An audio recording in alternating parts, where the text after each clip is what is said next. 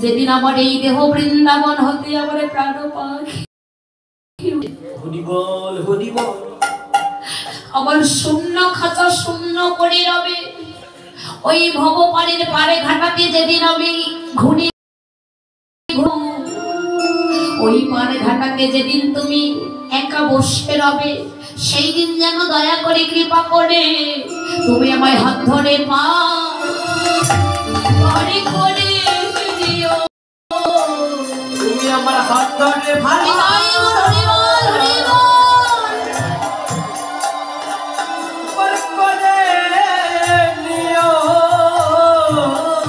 সেদিন তুমি হাত ধরে পারি করে দিও তুমি আমার হাত ধরে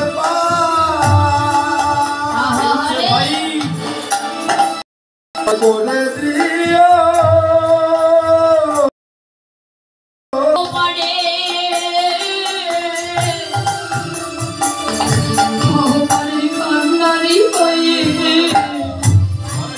সেদিন তুমি আমায় হাত ধরে পারি করে দিও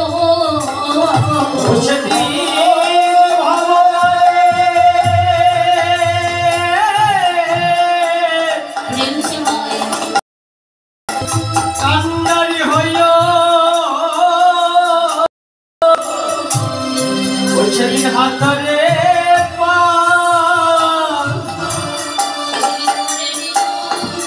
করে দিও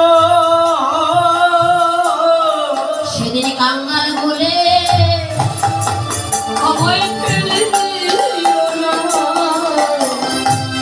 সেদিন কাঙ্গাল বলে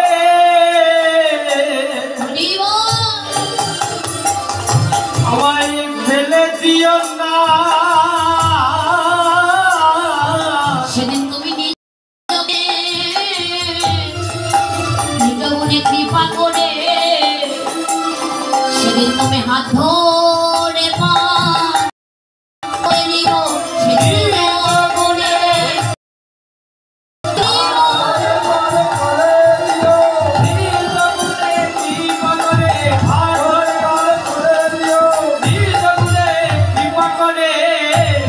হাত ধরে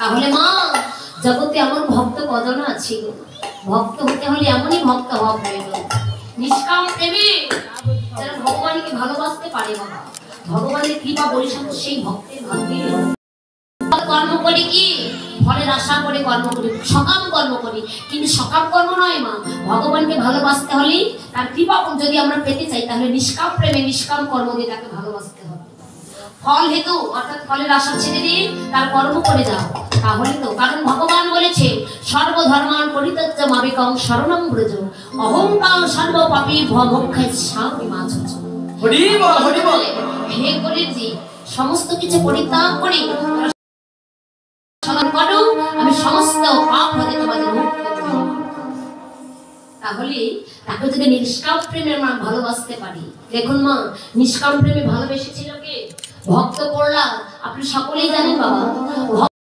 হিরণ্যকশিপুকে উদ্ধার করিবার পর ভগবান বলেছিলেন প্রহ্লাদ আচ্ছা বলো তুমি আমার কাছে কি চাও প্রহ্লাদ বলেছিল প্রভু আমি কোনো কিছু চাই না বদনের দিকে তাকাই বদনের দিকে যখন ভগবানের বদন ভগবান বললেন আচ্ছা বলো প্রহ্লাদ বলো তুমি কি ভগবান হতে চাও আর যদি তুমি ভগবান হতে চাও তাহলে আমি তোমায় ভগবান বানিয়ে দেব বলো যদি ভগবান হতে চাও তাহলে ভগবান বানিয়ে দেব যখন এই কথা বললে আমি ভগবান হতে চাই না প্রভু আমি কোনো কিছু চাই না তোমার সামনে আমার চাইবার মতো কোনো কিছু নেই তবে প্রভু যদি আমায় আশীর্বাদ করতে হয় আমায় বরদান করতে হয় তুমি আমায় এই বরদান করো তুমি আমায় এই আশীর্বাদ করো জীবনে যেন কোনোদিন তোমার চরণে আমার চাইবার ইচ্ছাটুকু না হয় হরি বল হরি বল তাহলে এই তো বলে বাবা ভক্ত এই তো হলো সেই পরম ভক্ত তাহলে এমন ভক্ত আমরা জগতে কতটা হতে পারি হরি বল তাই আজ কি বললেন হরি আমার নিত্যানন্দ অদ্বৈত গদাধর শ্রীবাস ঠাকুরকে নিয়ে যখন নৃত্য করছে, শুধু আজকে তাদেরই আনন্দ না, শুধু তাদেরই আনন্দ নয়, কাদের কাদের আনন্দ? নদিয়া নবদ্বীপে যত ভক্তগণ ছিল, ভক্তগণের জন্য আনন্দ ধরে না। তাই ভক্তগণ আনন্দের সে বিবর হয়ে কি করলেন? আমার ভক্তগণ নাচে রে, ভক্তগণ নাচে আরে হেমদণ্ড বাহু তোলে, ভক্তগণ নাচে রে, আর হেমদণ্ড বাহু তোলে, ভক্তগণ নাচে রে, আরে হেমদণ্ড বাহু তোলে, ভক্তগণ নাচে রে, আর হেমদণ্ড বাহু ভক্তগণ নাচে রে। এবার বল হরি বলে ভক্তগণ নাচে, বল হরি বল। বল হরি বল হরি বল, ভক্তগণ নাচে রে। তাই বল ভক্তগণ আনন্দে নৃত্য করছেন, তাই বলে ওরে বাসুদেব ঘোষ কহে করো এ বিলাস, আর বাসুদেব ঘোষে কহে করো এ বিলাস, ওরে বাসুদেব ঘোষ কহে করো এ বিলাস, আর বাসুদেব ঘোষে কহে করো এ বিলাস, আরে রস রস মহদ সবে করিল প্রকাশ রে, রস রস মহোৎসবে করিল প্রকাশ, রস রস মহদ সবে করিল প্রকাশ রে, রস রস মহোৎসবে করিল প্রকাশ, রস রস মহোৎসবে করিল প্রকাশ, রস রস মহোৎসবে গোরায় আমার করিল প্রকাশ, বাঞ্ছা কল্পতর ভর্ষণ প্রেমাসেন্দ ভয় বাঁচাও পতিতানাং পাবনে ভো, অনন্ত কোটি বৈষ্ণবে ভয় শ্রী চরণ ভয় নমো বলি বৈষ্ণবে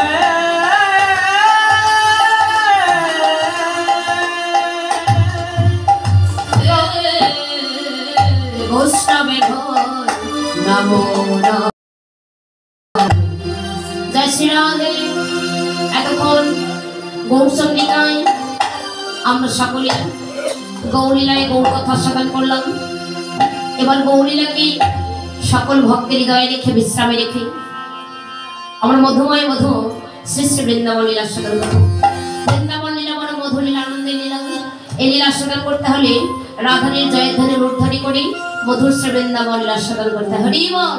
রাধা রানী কি জয়, রাধা রানী কি জয়, রাধা রানী কি জয়, বৃন্দাবন কি জয়, শ্যাম সুন্দর কি জয়, ভক্তবৃন্দ কি জয়, অনন্ত কোটি বৈষ্ণব কি জয়, কমিটি বৃন্দ কি জয়, মন্দির প্রাঙ্গণ কি জয়, শিবাসক্কর কি হরিকরতাল কি মহাপ্রসাদ কি রাধা রানী কি জয় জয় রাধা গোবিন্দ প্রেমানন্দে হরি হরি বল।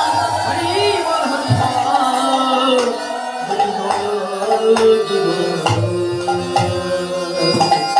মধুময় মধু শ্রী শ্রী বৃন্দাবন লীলা। আজ মধুময় মধুর শ্রী শ্রী বৃন্দাবনে মধুর মধুর বলে সবাই মধুর হয়েছে মা।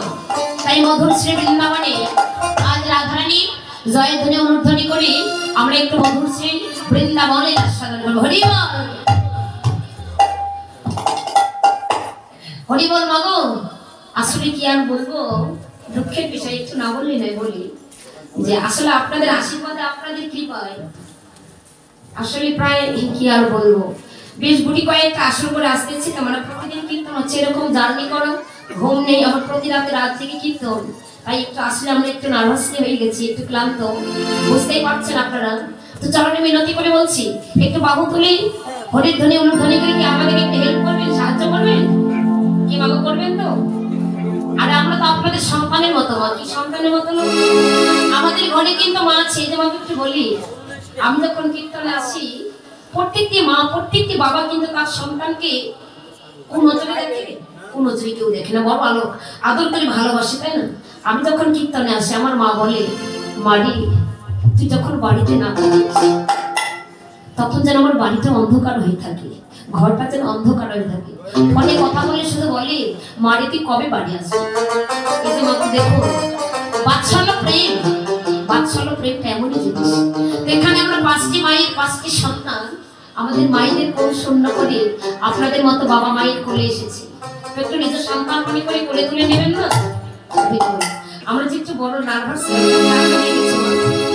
তা আসলে অপরাধ ক্ষমা করবেন কি আর বলি সকলে একটু বাবু তুলে রাধা নেমে জয়গান করবো কেমন হরিবল হরিবল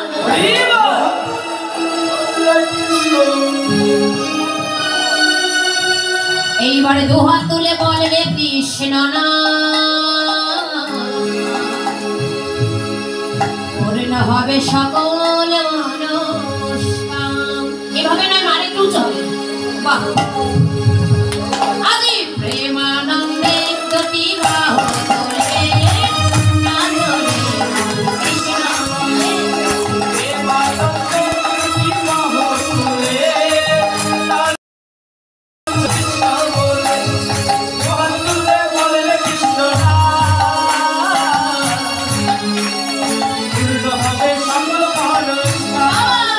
বলে প্রেমানন্দে দুটি বাহু তুলে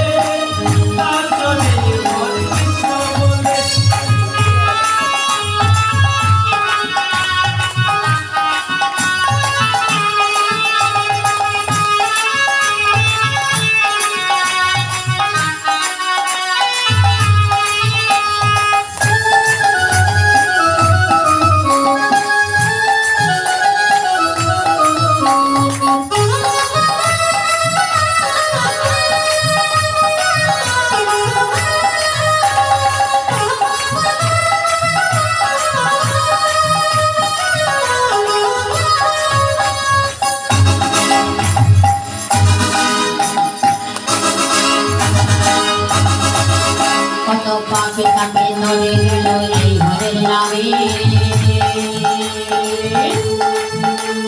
মধুর নাম চলে নেব সকল গ্রামে কত পাপে তাকে ধরে গেল এই হরের নামে মধুর নাম চলে নেব সকল গ্রামে শহরে গিয়ে গাইব কৃষ্ণ নাম এভাবে নয় শহরে গিয়ে গাইব কৃষ্ণ নাম আরে হবে শেখা বৃন্দাবন ধাম আরে প্রেমানন্দে দুটি বাহু তুলে নাচবে বল কৃষ্ণ বলে দুটি বাহু তুলে নাচবে বল কৃষ্ণ বলে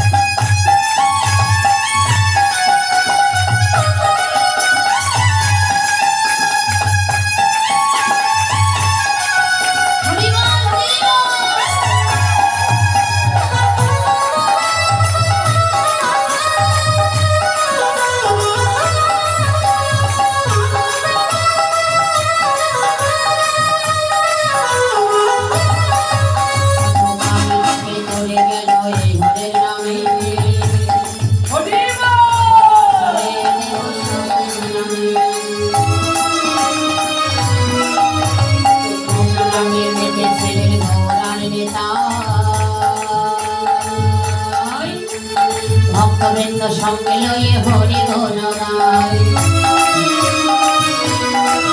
হরে কৃষ্ণ নামে মেতেছিলেন গৌরার বৃন্দা ভক্তবৃন্দ সঙ্গে লয়ে হরি গুণ গায় মারে করি এই মহানা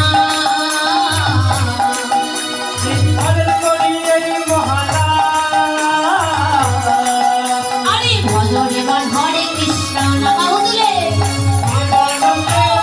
হরে কৃষ্ণ কৃষ্ণ কৃষ্ণ হরে হরে হরে রাম হরে রাম রাম রাম হরে হরে হরে কৃষ্ণ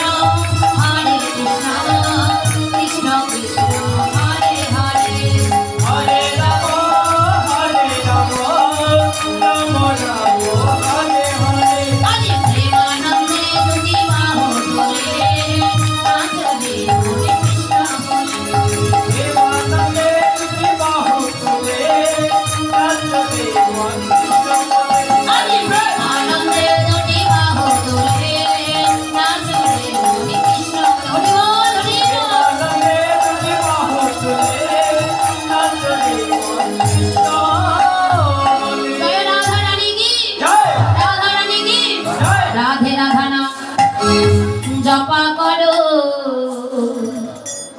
কৃষ্ণ নাম রস ক্রিয়া করো রাধে রাধা নাম জপা করো সবাই সবাই রাধে রাধা নাম জপা করো কৃষ্ণ নাম রস ক্রিয়া করো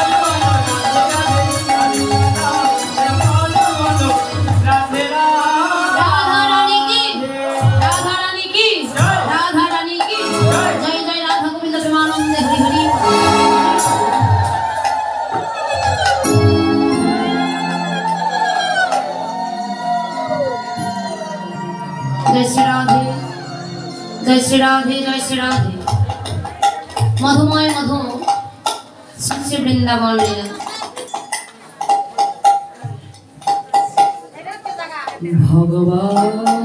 भगवान पितरात्रे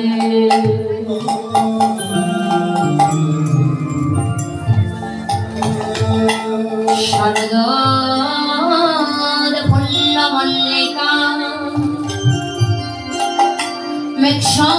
मेक्षानंद मनुष्यग्रे भगमाया पापाश्रिता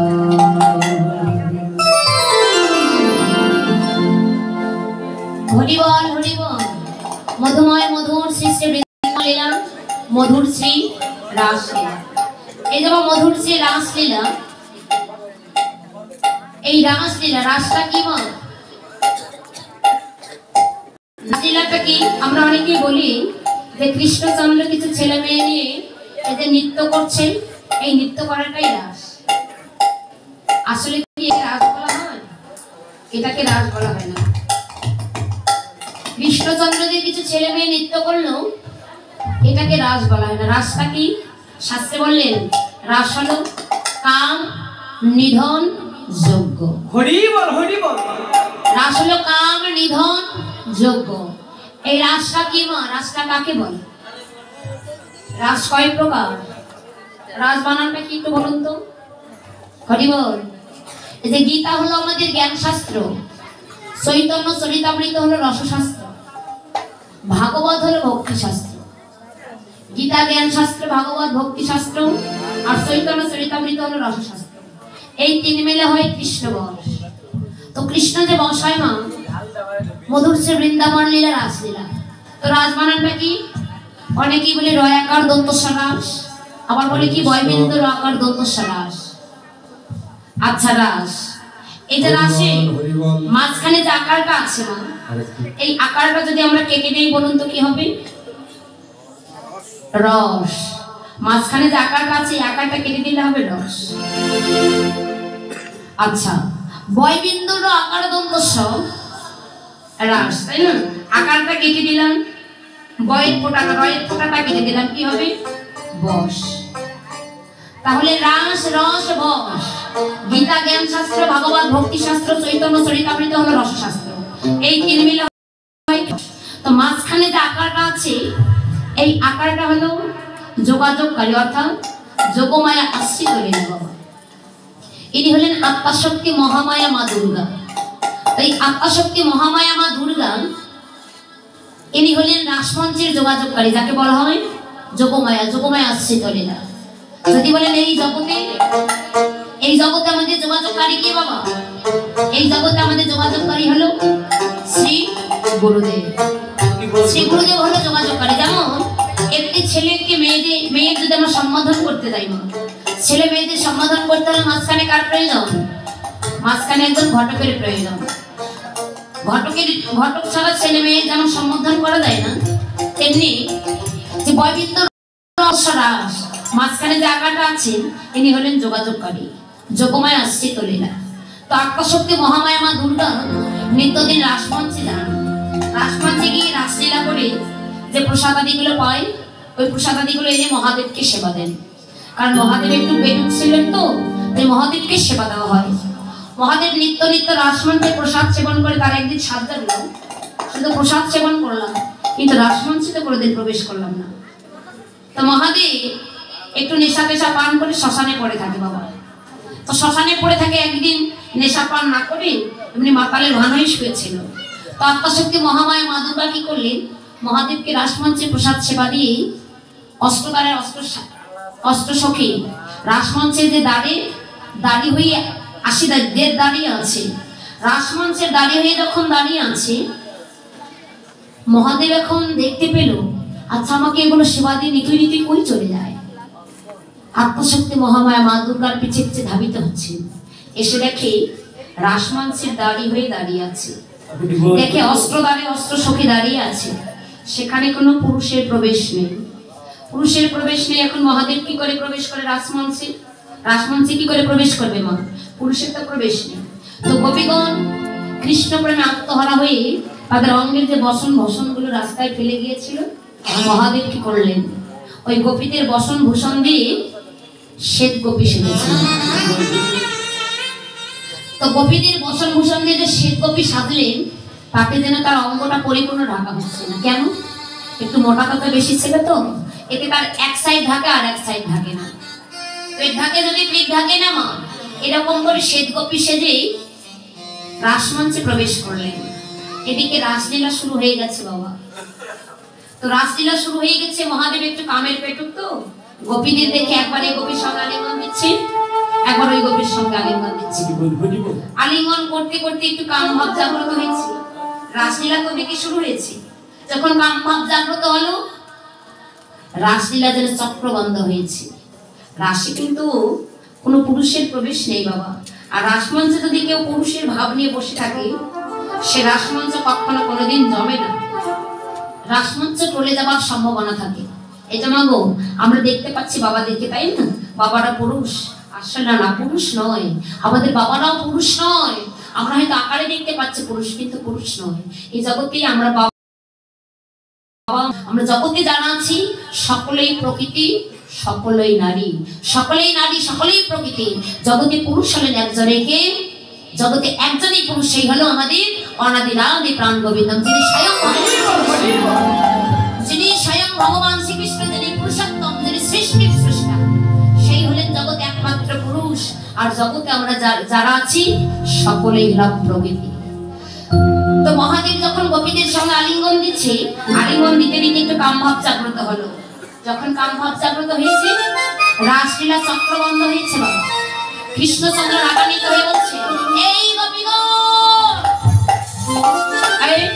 এই বলো সত্যি করে বলো, এই বলো তোদের কাম আছে, এই বলো সত্যি করে বলো তোদের কারম আছে, কামভাব জাগ্রত হচ্ছে নাকি? গোপীগণ ভয়ে ছটফট করে কাঁপছে বাবা। আরে আরে না না, আমাদের কারো মাঝে তো কামভাব জাগ্রত হয়নি। কৃষ্ণচন্দ্র সকল গোপীগণকে পরীক্ষা করছে বাবা। সকল গোপীগণ ঘোমটা দেওয়া ছিল, তো গোপীগণকে পরীক্ষা করছে। বলছে, এই তুমি গোপী তো? বলো। এই বলো, কথা বলছো না কেন? বলো তুমি গোপী তো? বলছে হ্যাঁ। আবার ওকে বলছে, এই বলো তুমি গোপী তো? এমন করে সব গোপীগণকে যখন পরীক্ষা করলেন, আর একজন বাকশাল পড়া শীত করছে।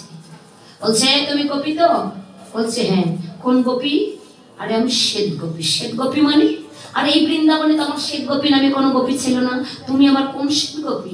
তো মহাদেবের ঘড়িটা মোটা ছিল তো বাবা, তো ঘড়ি মোটা দেখে কৃষ্ণচন্দ্র বলছে, সি সি সি সি সি, তুমি এই অবস্থায় রাসমঞ্চে প্রবেশ করেছো, ছি, এটা একদম ঠিক করে সত্তা।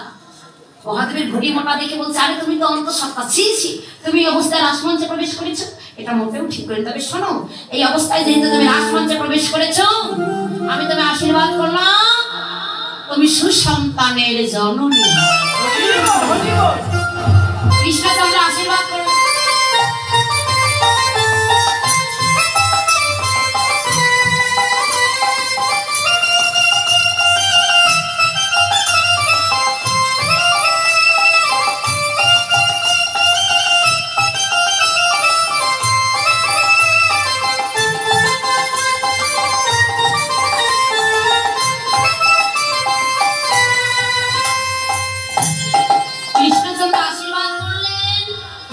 সুসন্তানের জননী হও। এবার মানে ভক্তির অধীন ভগবান, তিনি তো অন্তরে সব জানেন। তো কাছে গিয়ে বলছে, এদিকে শোনো, ডাকছে, বলছে এদিকে এসো, এসো দিকে আসো। ভয় আসতে পারছে না। কৃষ্ণচন্দ্র রাগান্বিত হয়ে বলছে, আহা, আরে আমাকে পাইবার জন্য গোকুলের নরনারীরা কত কি করছে, আর আমি তোমায় কাছে রাখছি, তুমি আসতে পারছো না। কাছে গিয়ে ঘোমটাটা টান দিয়ে দেখে মহাদেব বলছে, তুমি আমাকে করেছো অবজ্ঞা, গোপীদের করেছো পরীক্ষা, আমি তোমায় অভিশাপ করলাম, তোমায় নরকুলে যেতে হবে। তুমি জানো না রাসমঞ্চে পুরুষের প্রবেশ নেই, তুমি এখানে প্রবেশ করেছো, আর আমাকে তুমি অবজ্ঞা করেছো, গোপীদের তুমি পরীক্ষা করেছো, আমি তোমায় অভিশাপ করলাম, তোমায় নরকুলে যেতে হবে। বলছে, তুমি আমায় এই অভিশাপ দিলে? বলছে, তুমি আমায় এই অভিশাপ দিলে আর এই আশীর্বাদ করলে? বলছে, হ্যাঁ, তোমায় অভিশাপ দিলাম, তোমায় নরকুলে যেতে হবে।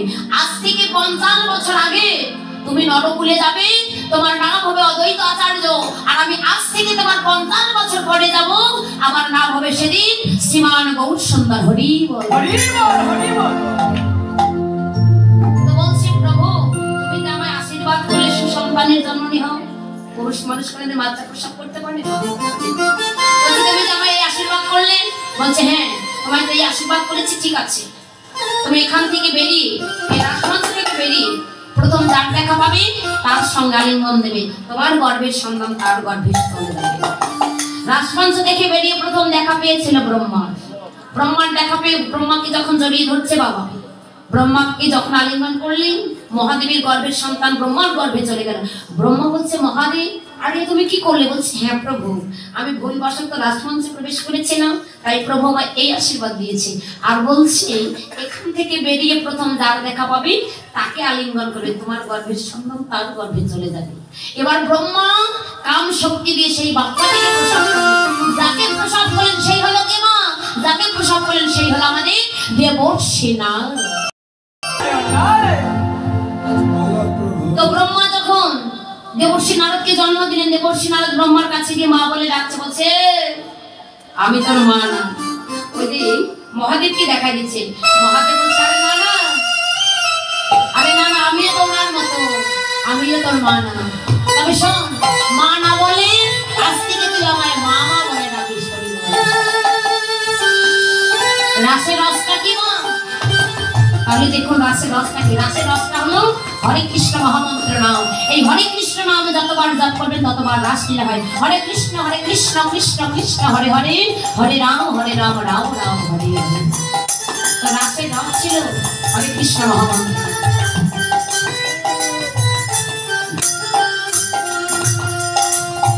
তাই আজ মধুর সে বৃন্দাবনে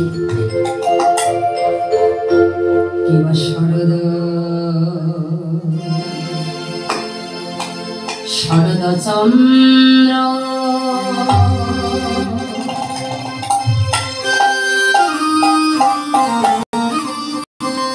পবন মন্দ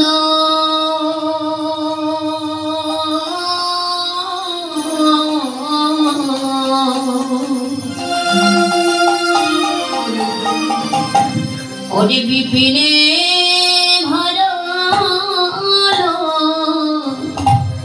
কুসুম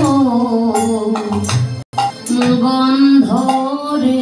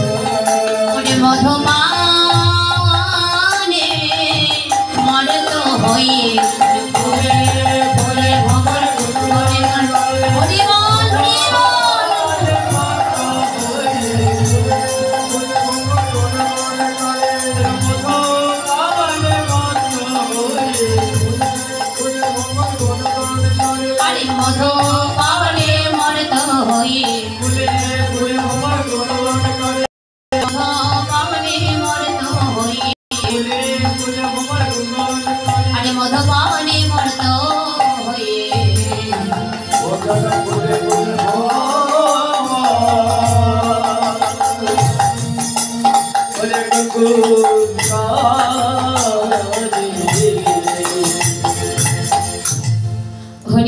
হরিবল।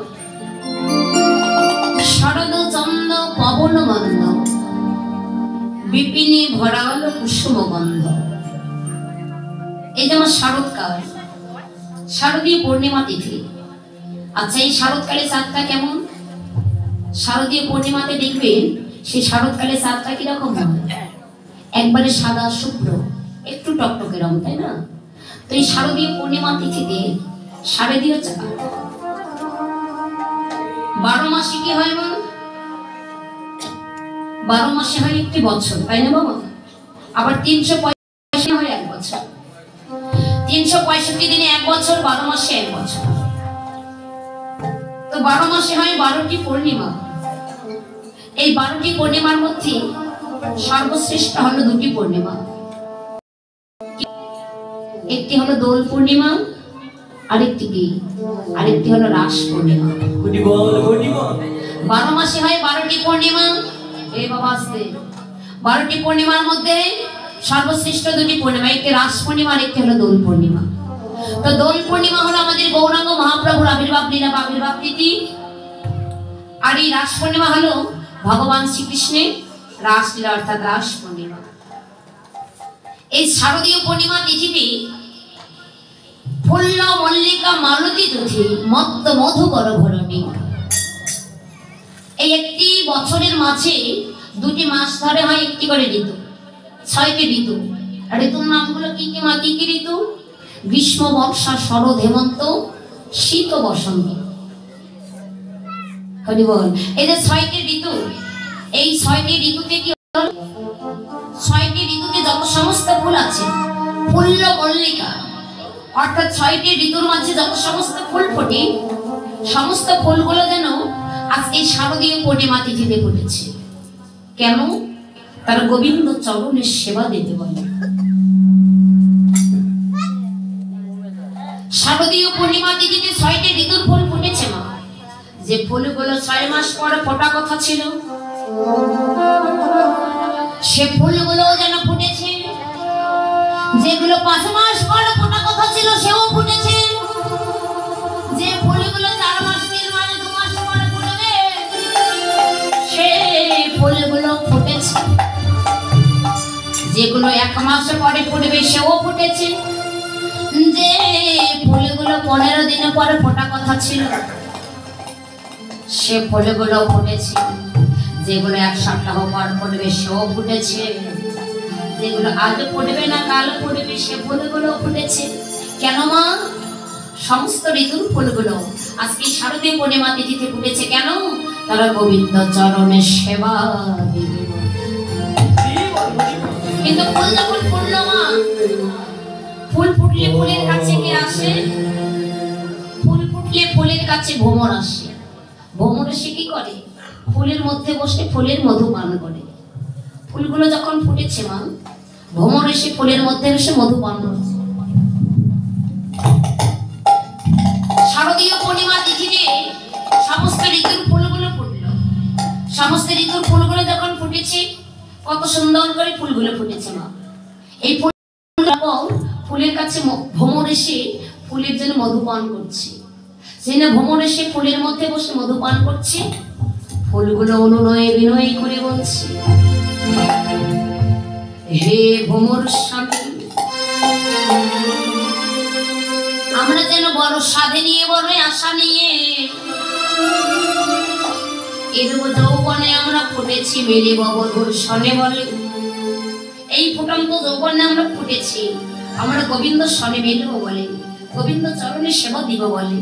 কিন্তু জানো হে ভ্রমর স্বামী, আমরা যে বড় আশা নিয়ে ফুটেছি গোবিন্দ চরণের সেবা দেব, কিন্তু তোমরা যদি এই ফুলের মধ্যে বসে তোমরা যদি আমাদের মধুপানে পড়ে যাও, তাহলে যে আমরা অপবিত্র হয়ে যাব। আর অপবিত্র দেহে যে কখনো গোবিন্দ সেবা হয় না, হয় মা? অপবিত্র দেহে যে কখনো গোবিন্দ সেবা হয় না। ফুলগুলো অনুনয় বিনয় করে বলছে, হে ভ্রমর স্বামী, সারাটি জন্ম তোমরা আমাদের মধুপানি করে গেছো, কোনোদিনও আমরা মুখ ফুটে তোমাদের কিচ্ছু বলিনি, কিন্তু আজ এই শারদীয় পূর্ণিমা তিথিতে তোদের চরণে আমরা বিনতি করে বলি, তোমরা যেন এই রজনীতে আমাদের মনে করো না। তোমরা যদি আজ আমাদের মধুপানি করে দাও, আমরা যে বড় অপবিত্র হয়ে যাবো, আর এই অপবিত্র দেহে যে গোবিন্দ সেবা হয় না, আজ যদি আমরা গোবিন্দ চরণে সেবা দিতে না পারি, তাহলে এ জন্মে কেন জন্ম জন্ম আমাদের ভাগ্যে আর হবে না রে। হে ভ্রমর স্বামী, জানো জানো হে ভ্রমর স্বামী, এই জগতে কোনো পরে পুরুষ কোনো পর স্ত্রী সঙ্গ করে পর স্ত্রী স্পর্শ করলে ওই নারী যেমন কলঙ্কিনী হয়ে যায়, তেমনি জগতের বুকে আমরা কলঙ্কিত হয়ে যাব, অপবিত্র হয়ে যাব, আমরা গোবিন্দ সেবায় আর লাগিব না। তোমাদের চরণে আমি বিনতি করে বলছি, এই রজনীতে যেন তোরা আমাদের মতো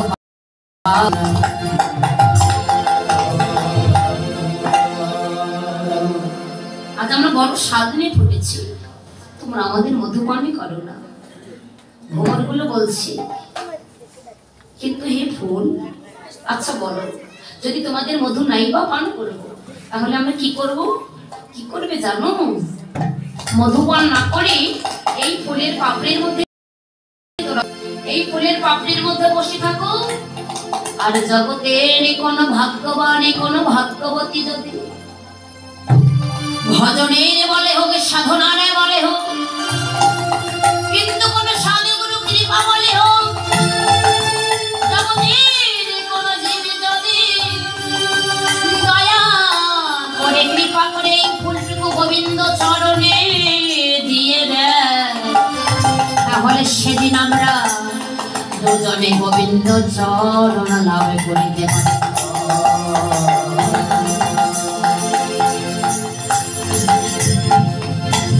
জগতের কোন দেবী যদি ভজনের বলে হোক সাধনার বলে হোক, কিংবা কোন সাধুগুরু করুণা বলে হোক, এই ফুলটুকু যদি গোবিন্দের চরণে দিয়ে দেয়, তাহলে কি হবে জানো?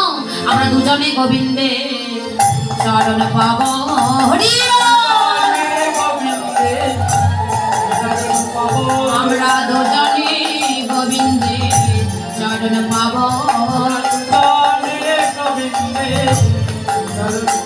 শুধু এই জন্ম নয়, প্রতি জন্ম জন্মে আমরা দুজনে গোবিন্দের চরণ পাব।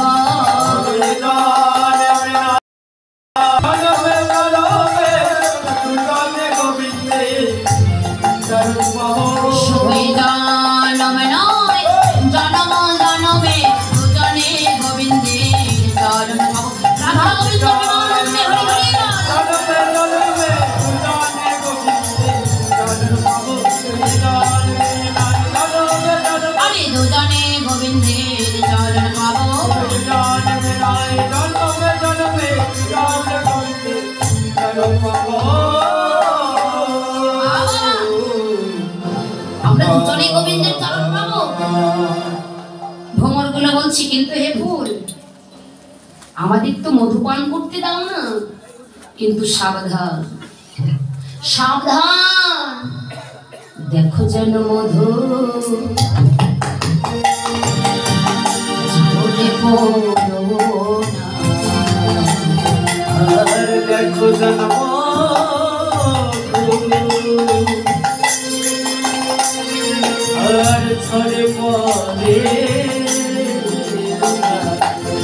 মধু ঝরে গেলে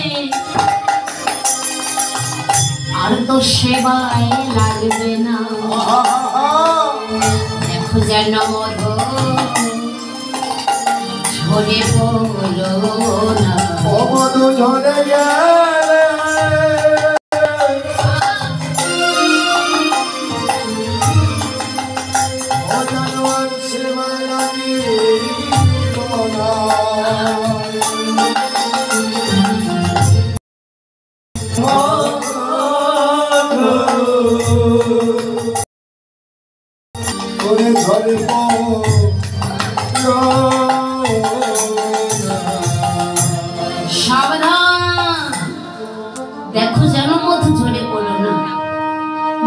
পড়ে গেলে আমার তো সেবাই লাগবে না, তাই সাবধান, দেখো যেন মধু ঝরে পড়ো। তাই আজ কি করলেন মা? এবার এলো তরাতে ওই সনভাতে, শ্যাম মোহনে মদনে মাতিরে, আহারে আহারে আহারে।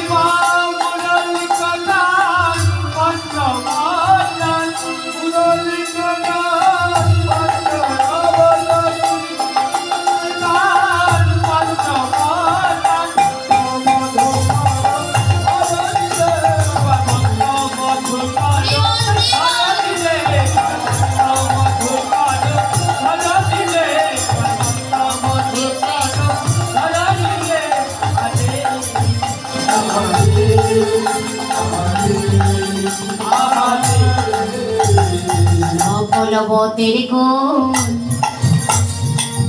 থাকে না রে, বলবতের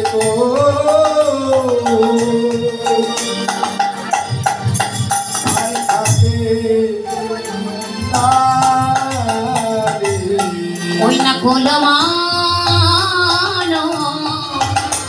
সব হারাইয়ে যায় রে, বলবতের কোন আর থাকে না রে।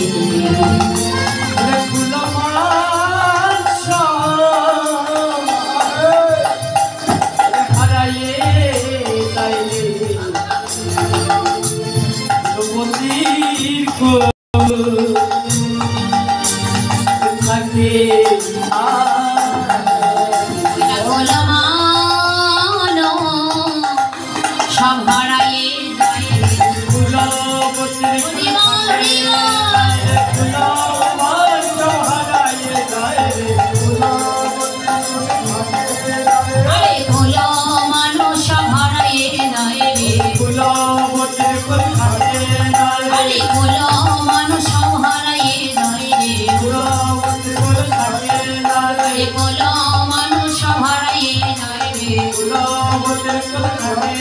আরে গোলানো সব হারাইয়ে যায় রে।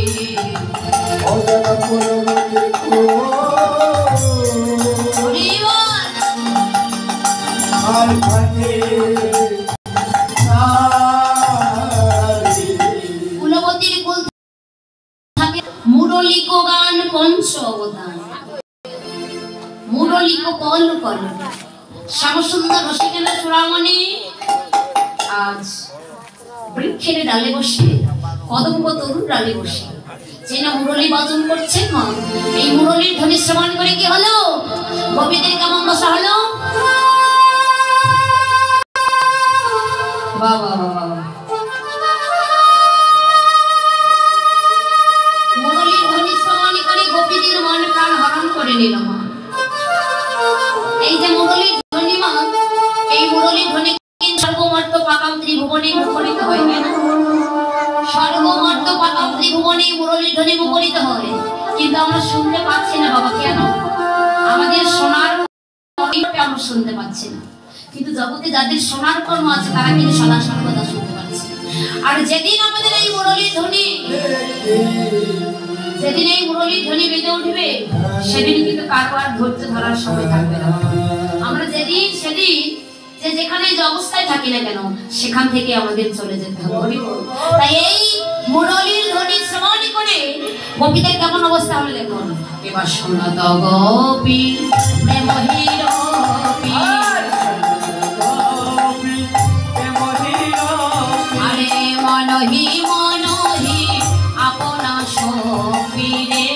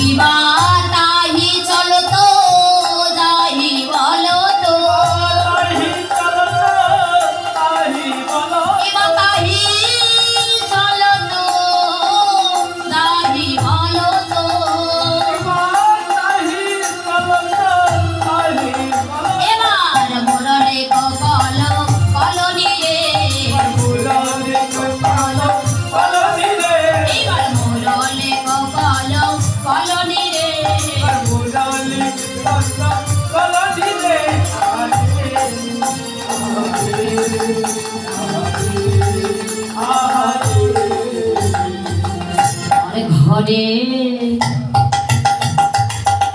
থাকিতে পারে না ও তারা জানোয়ার ঘরে ঘরে থাকিতে পারে না যেন ঘরের বাহির হয়ে যায় রে তারা আর তো ঘরে থাকিতে পারে না ও তারা যেন ঘরের বাহিরে হয়ে যায় রে আর তো ঘরে আরে আর তো ঘরে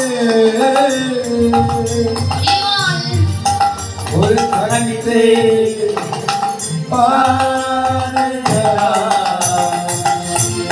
শুনত গোপী প্রেম হিরতি মনহি মনহি আপনা সপি মাগো গোপীদের দেখুন আজ কেমন ভাষা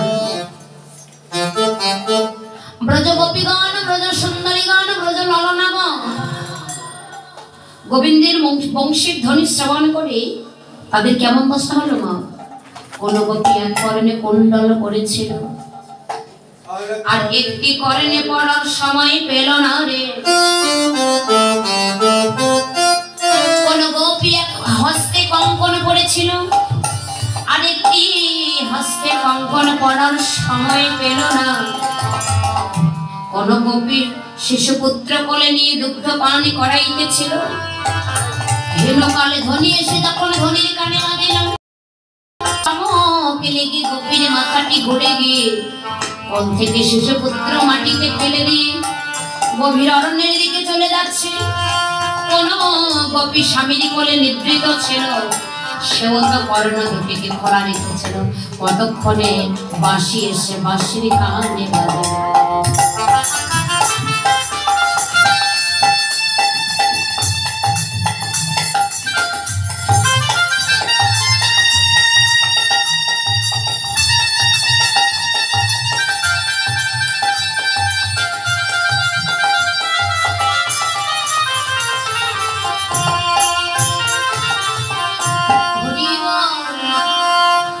মাগো এই ধ্বনি কিন্তু এমনই একটি ধ্বনি মা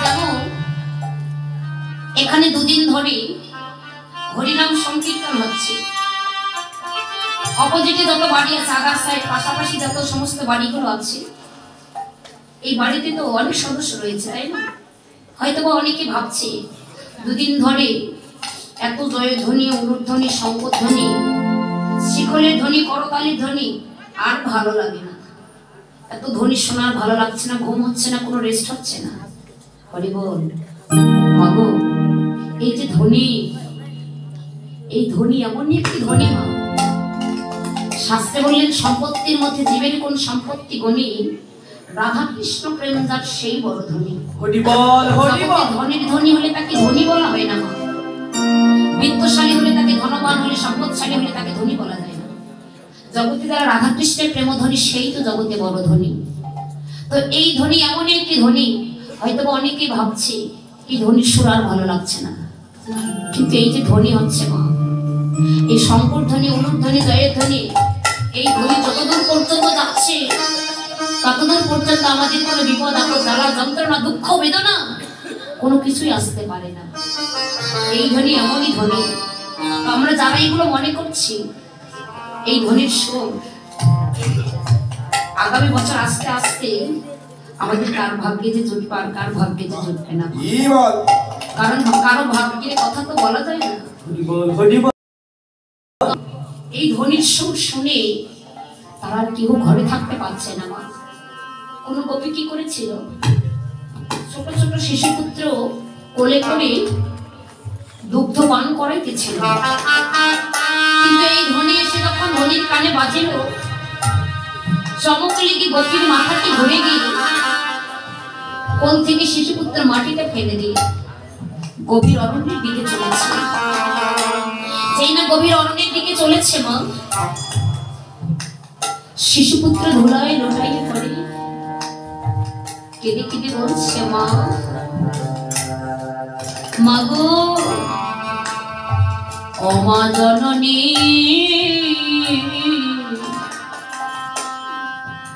জননী মাগো